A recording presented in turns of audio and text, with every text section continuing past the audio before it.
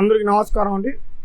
నా పేరు నయీం, గూడూరు చిరంజీవత జనసేన పార్టీ అధ్యక్షుడిని.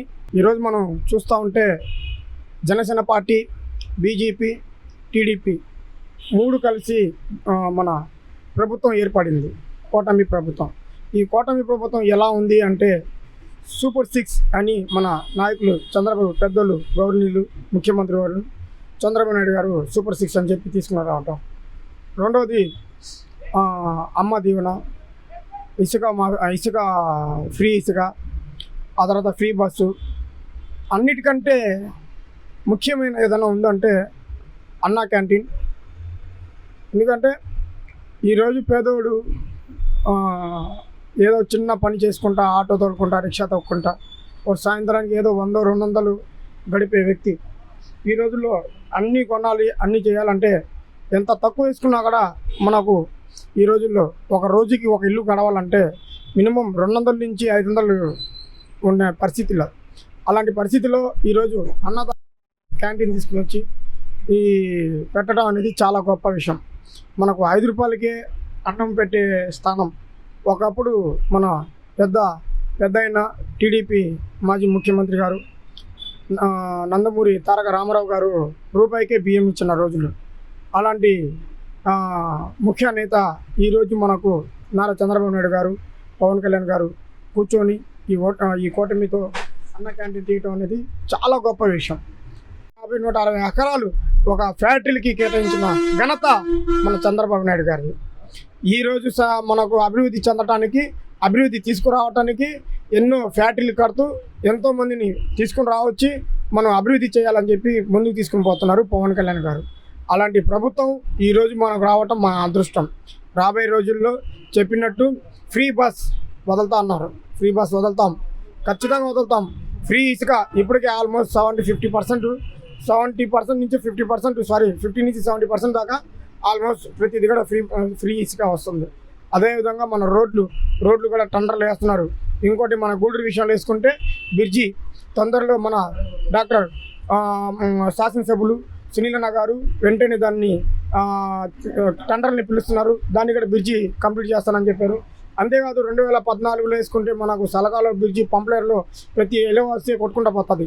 అలాంటిది అంతకుముందు అదే పవన్ కళ్యాణ్ గారు, అదే చంద్రబాబు నాయుడు గారు ఉన్నప్పుడు శాంక్షన్ అయిన బ్రిడ్జి ఇప్పుడు దాకా దాన్ని కంప్లీట్ కాల. ఇప్పుడు 2024 ప్రభుత్వంలో పనులు అయితే వేగంగా తొందరగా కంప్లీట్ అవుతున్నాయి. నాకు తెలిసి 2-3 నెలల్లో ఆ బ్రిడ్జి కూడా ఓపెన్ అయ్యే ఛాన్సెస్ ఉంది.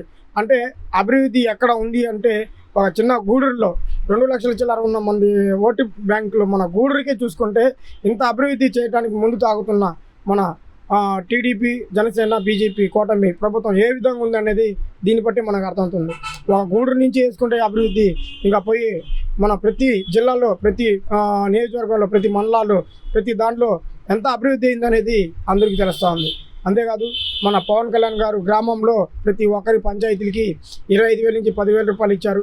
ఆ డబ్బులు కూడా మేము ఫోన్ చేసి ఎక్కడ ఏం చేస్తున్నారు, ఏంది, వాళ్ళకి యూనిఫారం, వాళ్ళకి కావాల్సిన వాళ్ళకి కావాల్సిన వస్తువులు కానీ అన్నీ దానికి తగ్గట్టు ఉపయోగించుకోండి, కరెక్ట్గా డ్యూటీ చేయండి, కరెక్ట్గా పని చేయండి, మీకు ఇబ్బంది అయితే మేము ఉంటామని చెప్పి హామీ కూడా ఇవ్వడం జరిగింది. అంతేకాదు ఇంకా చెప్పాలంటే మన సూపర్ 6 ఎప్పుడైతే మన చంద్రబాబు నాయుడు గారు చెప్పినట్టు సూపర్ 6లో చెప్పినట్టే చేస్తారు. ఆయన కానీ పవన్ కళ్యాణ్ గారు మాట ఇచ్చారంటే ఖచ్చితంగా చేస్తారు.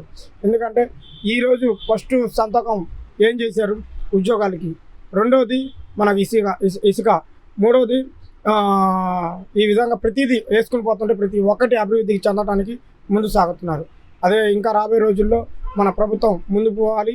ఇంకా ముందుకు చెప్పినట్టుగా ప్రతి అభివృద్ధి చేసి రోడ్లు కానించి, వేద్యం కానించి, స్కూల్స్ కానీ, స్కూల్లో మొన్న చూసి మేము అడవి కాలను కూడా పరిశీలించాం.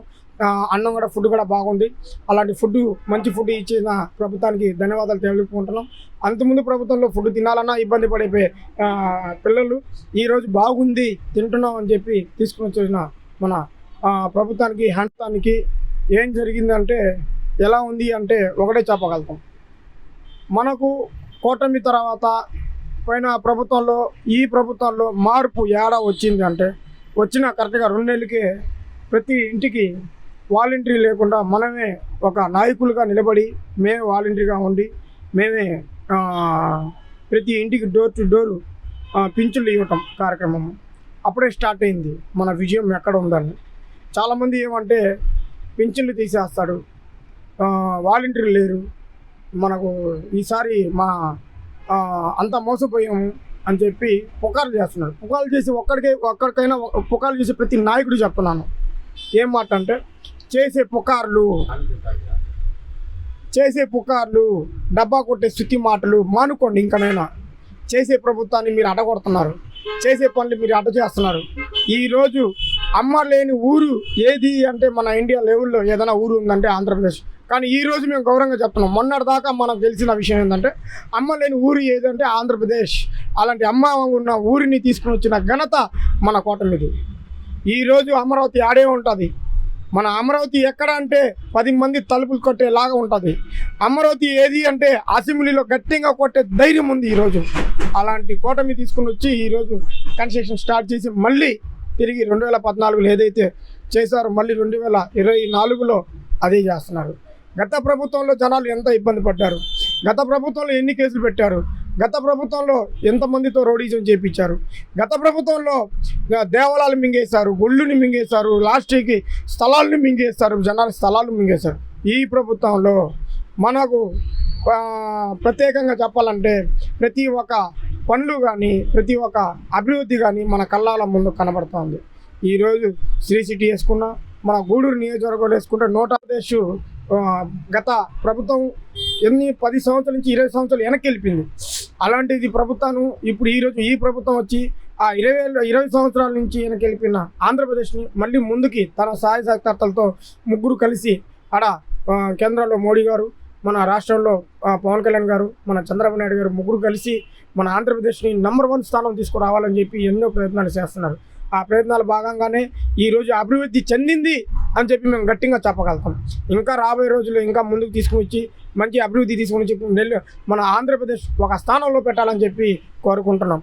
అంతేకాదు మనం ఇంకో చిన్న విషయం ఏంటంటే ఇక్కడి నుంచి నెల్లూరు నుంచి మనకు గూడూరు 35 కిలోమీటర్లు ఉంటే ఈ గూడూరు నుంచి తిరుపతి జిల్లాలో కలిపిన గత ప్రభుత్వం ఈరోజు చిన్న ఆటో డ్రైవరు ఏదైనా ఒక కంప్లైంట్ ఇవ్వాలన్నా లేదా అర్జీ ఇవ్వాలన్నా, ఒక ఎస్పీ గారిని కలవాలన్నా, ఒక కలెక్టర్ గారిని కలవాలన్నా ఇక్కడి నుంచి 98 కిలోమీటర్లు ఉన్న తిరుపతి పోవాల్సిన పరిస్థితి వచ్చింది. 98 కిలోమీటర్లు పోవాలంటే మినిమం 3 నుంచి 4 గంటల జర్నీ. ఈ 4 గంటలు ఉదయాన్నే 4 గంటలు రావడానికి 4 గంటలు, ఇక్కడ 9 గంటలు మనం బయలుదేరితే ఖచ్చితంగా 12-1 గంటకి అక్కడ చేరుకుంటాం. ఆ టైంలో అన్నం పోయే అంటే ఉద్యోగస్తులు అన్నం పోయే టైము, ఉద్యోగం అన్నం పోయేసి వచ్చిన తర్వాత ఆ అర్జీలు తీసుకుంటారా లేదా మనం చెప్పిన పరిసరాలన్నీ అవుతాయా లేదా అని చెప్పి ఎదురు చూడాల్సి వస్తుంది. ఒకవేళ కాకపోతే టైం 4 గంటల దాకా 1 గంట నుంచి 4 గంటల దాకే ఉంటుంది. ఇంకా తీసుకునే పరిస్థితులు ఉండదు. మళ్ళీ ఆడ రూమ్ తీసుకోవాలా, మళ్ళీ వచ్చేయాలా వెనక్కి అనే పరిస్థితుల్లో జనాలు బాగా ఇబ్బంది పడుతున్నారు. దాన్ని మన ఎమ్మెల్యే గారు దీని అన్ని ఒక ప్లాన్ చేసి మన నారా చంద్రబాబు నాయుడు గారు కానీ పవన్ కళ్యాణ్ గారిని కానీ లెటర్ కూడా ఇవ్వడం జరిగింది.